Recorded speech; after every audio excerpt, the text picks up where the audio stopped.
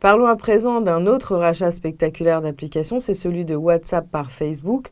Le montant de la transaction est record, 19 milliards de dollars pour 450 millions d'utilisateurs.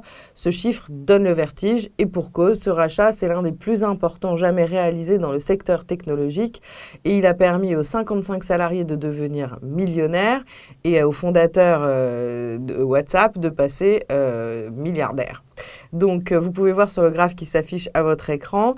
Donc, depuis 2001, c'est tous les rachats dans le domaine technologique. Seul Compaq, avec son rachat de Hewlett-Packard en septembre 2001, avait dépassé cette somme, puisque le rachat avait coûté à l'époque 25 milliards de dollars. Facebook a donc déboursé pas moins de 42 dollars par abonné WhatsApp. À titre de comparaison, le japonais Rakuten, dont nous parlions au début de ce chapitre, a racheté l'application de messagerie instantanée Viber pour 900 millions de dollars. C'est donc 3 dollars par abonné en comparaison aux 42 dollars payés par Facebook pour WhatsApp. Les abonnés de WhatsApp valent donc plus de 10 fois plus que ceux de Viber. Pourquoi cette différence de prix? Pourquoi ce rachat? On va le voir tout de suite. Quels sont les éléments clés qui ont fait de WhatsApp un tel succès? Alors tout d'abord, on en revient toujours à ce point-là, on l'a vu sur les deux applications précédentes, pour Viber et puis pour Waze, c'est la gratuité. WhatsApp donne la possibilité d'envoyer des messages gratuits via Internet dans le monde entier, quand les opérateurs télécoms, eux, facturent parfois des tarifs exorbitants. Dans certains pays, la deuxième année est payante, mais ce n'est pas dans tous les pays. Et c'est, je crois, 0,79 dollars. Donc, c'est vraiment rien du tout. Mais donc, sinon, le logiciel est totalement gratuit. Vous avez sûrement remarqué sur vos factures de téléphone, quand vous envoyez un SMS à l'étranger, ça peut vous coûter très cher. Eh bien, WhatsApp vous permet de faire ça complètement gratuitement.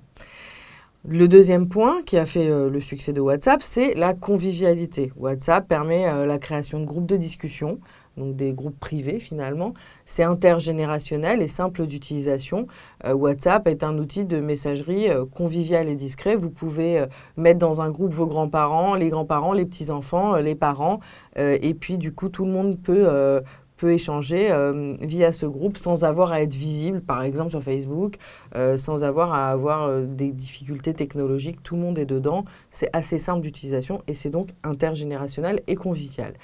Le troisième point important, c'est le partage des fichiers.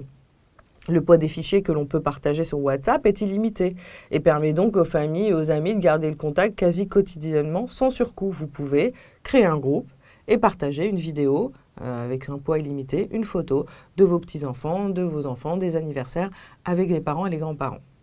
Quatrième point qui est important et qui a généré le succès de WhatsApp, c'est l'absence de publicité, de jeux, de gimmicks.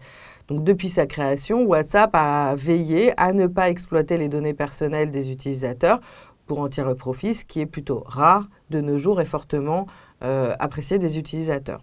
Cinquième point, répondre à un réel besoin utilisateur. Donc ça, on va le voir dans les chapitres qui vont suivre. Les applications téléchargées ne sont réouvertes que pour 1 sur 2. C'est-à-dire que le taux de retour sur une application, le parc actif si vous voulez, est généralement divisé par 2 après le premier téléchargement. Comment on pallie à ce type de problématique? On répond à un réel besoin utilisateur. Donc les fondateurs de WhatsApp écrivent sur leur blog qu'ils voulaient, je cite, développer un service que des gens voudraient utiliser parce qu'il fonctionnerait, parce qu'il leur ferait économiser de l'argent et à modeste échelle, qu'ils amélioreraient la vie quotidienne des gens. Apparemment, c'est un pari plutôt réussi. Sixième point, le focus. Souvent, les sociétés, les startups se dispersent, développent des bêtas, toutes sortes d'essais. Pour WhatsApp, ils se sont focalisés sur un besoin précis, celui de la messagerie instantanée à l'international. Les fondateurs ont veillé à rester fixés sur cet objectif simple et faisant en sorte que la plateforme ne bug pas. Donc ça, c'était ultra important pour eux. Alors, pour la petite histoire, il y a eu un gros bug 3 jours avant le rachat par Facebook avec une panne mondiale des serveurs de WhatsApp. Est-ce que WhatsApp a été victime de son succès? On n'en sait rien, mais en tout cas, ça a été le seul bug réellement répertorié. Pourquoi ce rachat était si important pour Facebook? Donc, premier élément clé, l'innovation. Facebook a du mal à innover, alors que WhatsApp cartonne avec un taux d'engagement, on en parlait un tout petit peu juste avant, un taux d'engagement supérieur à celui du géant bleu. Ce rachat offre d'une part à ce dernier des perspectives de croissance et d'autre part lui permet de contrôler l'évolution de son ex-concurrent sur la partie concernant son application de messagerie gratuite qui, elle, avait bien du mal à fonctionner. Donc je vais m'arrêter 2 petites secondes là-dessus. Vous avez tous connu les bugs sur l'application de messagerie instantanée de Facebook. Un jour sur 2, elle ne marche pas. Un jour sur 2, ça bug. Ce qui n'est absolument pas le cas de WhatsApp. Donc, qu'est-ce qui se passe? Eh bien, vous avez WhatsApp qui cartonne d'un côté, Facebook, géant des réseaux sociaux et du communautaire, qui n'arrive pas à avoir une technologie qui fonctionne. Le fait de racheter WhatsApp, c'est aussi éliminer ou contrôler un concurrent de taille.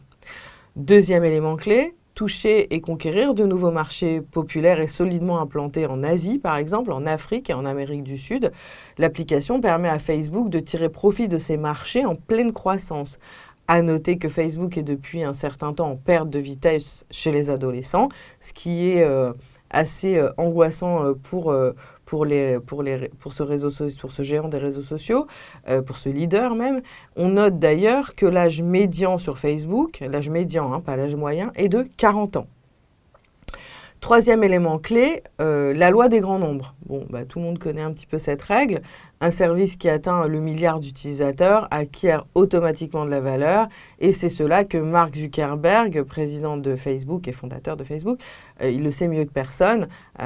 Donc c'est pour ça aussi qu'ils ont racheté cette application. Quatrième élément clé et stratégique de ce rachat, un taux d'utilisation extrêmement élevé, donc un parc actif, j'ai envie de dire extrêmement actif. Nous en parlerons lorsque nous aborderons les chiffres clés du marché mobile, mais 50% des applications téléchargées par les utilisateurs de smartphones ne sont pas utilisées. WhatsApp, lui, possède un taux d'utilisation de 71%. Cinquième élément clé, le cross-platform et le multilangage. Donc on a déjà vu ces 2 éléments-là pour les 2 applications précédentes. Donc WhatsApp est disponible sur toutes les plateformes et dans un grand nombre de langues. Dans un temps record, WhatsApp a su conquérir les utilisateurs à l'international extrêmement rapidement. 6e élément clé, l'effet pionnier, j'ai envie de vous dire, et l'effet pionnier dans tout cela. C'est un facteur incontestable puisqu'il est souvent très difficile de détrôner un pionnier sur une technologie et cette technologie s'est propagée comme une traînée de poudre et fonctionne à la perfection.